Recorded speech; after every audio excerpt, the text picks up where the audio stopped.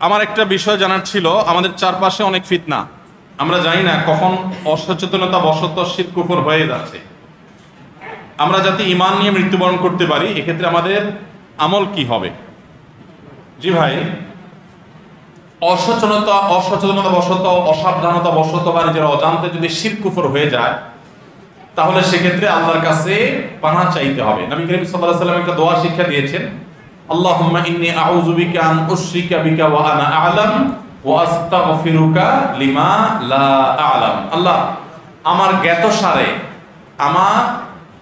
জ্ঞাতসারে আমি জেনে বুঝে কোনো শিরকে যেন লিপ্ত হওয়া থেকে বেঁচে থাকি, এবং আমার অজ্ঞাতসারে, আমার অজান্তে কোনো শিরক হয়ে যায় কিনা সেখান থেকেও আপনি আমাকে পানাহ দিয়েন, বাঁচায় রাখেন। এই দোয়া আল্লাহর কাছে করতে হবে। তরুণ ভাইয়েরা আমার, বিশেষ করে আপনাদেরকে বলতে চাই, সূরা কাহফে আসহাবে কাহফের যুবকদের ঘটনা ভালো করে পড়বেন। সূরা ইউসুফ আলাইহিস সালামের ঘটনা ভালো করে পড়বেন। শিরক এবং কুফর থেকে কিভাবে নিজেদেরকে রক্ষা করতে হয়, চরিত্রহীনতার যে আহ্বান পশ্চিমারা করছে, এখান থেকে নিজের চরিত্রকে কিভাবে বাঁচাইতে হয়, ইউসুফ আলাইহিস সালামের ঘটনা থেকে শিখবেন। মনে রাখবেন, খুব বেশি তরুণের দরকার নাই, অল্প কিছু তরুণ যদি ঈমান আমলকে বাঁচায় রাখতে পারে, শিরক মুক্ত জীবন ধরে রাখতে পারে, নিজের চরিত্রটাকে হেফাজত করে রাখতে পারে, এরাই ইনশাআল্লাহ গোটা সমাজের পট একবার পরিবর্তন করবে। এরাই একসময় ইনশাআল্লাহ সমাজের পট পরিবর্তন করার জন্য যথেষ্ট হবে। আসহাবে কাহফের যুবকদের সংখ্যা খুব বেশি ছিল না ভাই, ৬-৭ জন মানুষ ছিল, পট পরিবর্তন করে দিয়েছে ভাই। অতএব যুবকরা মনে রাখবেন, আমি সবসময় বলি, চরিত্র নষ্ট করা এটার জন্য যোগ্যতা লাগে না। হারাম রিলেশন করলেন, অবৈধ সম্পর্ক করলেন, জেনা ব্যভিচারে লিপ্ত হলেন, এগুলোর জন্য যোগ্যতা লাগে না। এগুলো গরু ছাগলও পারে, অযোগ্য মানুষ অথর্ব মানুষও পারে, কিন্তু এগুলো থেকে বাঁচার জন্য মেরুদণ্ড দরকার হয়, হিম্মত এবং সৎসাহস দরকার হয়, যে আমি আমার চরিত্রে কালিমা লাগতে দেব না, আমার সকল ভালোবাসা জমিয়ে রাখবো বৈধ ভালোবাসার জন্য, বৈধ স্ত্রীর জন্য, বৈধ বিবাহের জন্য। কিন্তু আপনাকে ভালো থাকতে দেওয়া হবে না।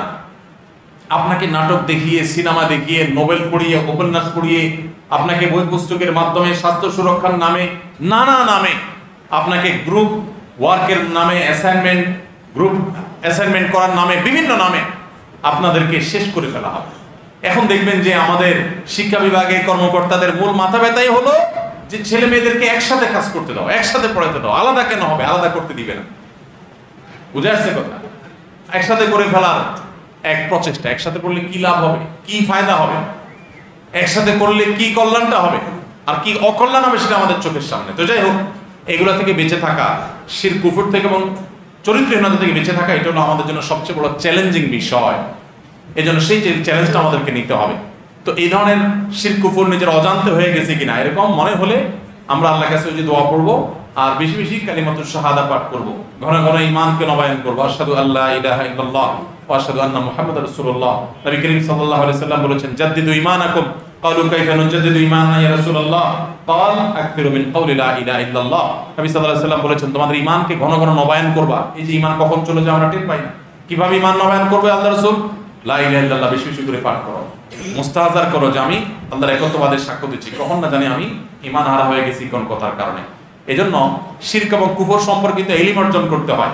ডক্টর আব্দুল্লাহ জাহাঙ্গীর রহমাতুল্লাহ ইসলামী আকীদা বই পড়তে পারেন, আরো অনেক বই আছে, মুফতি মনসুরুল্লাহ সাহেবের ঈমানের একটা বই আছে, মোহাম্মদ আব্দুল মালিক সাহেবের একটা বই আছে, ভালো ভালো ঈমান সংক্রান্ত বইগুলো আছে। এই বইগুলো পড়েন, ঈমান কিসে আসে কিসে যায় এগুলো জানার চেষ্টা করেন। আমরা ওযু ভাঙার কারণ জানি, নামাজ ভঙ্গের কারণ জানি, রোজা ভঙ্গের কারণ জানি, কিন্তু ঈমান ভঙ্গের কারণ 99% মানুষ জানেন না। ঈমান ভঙ্গের দুইটা কারণ বলতে বললে অনেকে বলতে পারবেন না। অথচ শিরকে, বড় শিরকে লিপ্ত হলে ঈমান ভাঙে, বড় কুফরিতে লিপ্ত হলে ঈমান ভাঙে। ঈমান ভাঙার আরো বহু কারণ আছে। আল্লাহ তাআলা আমাদের সবাইকে এগুলো জানার তৌফিক দান করে। এগুলো জানলে আমরা বেঁচে থাকতে পারবো।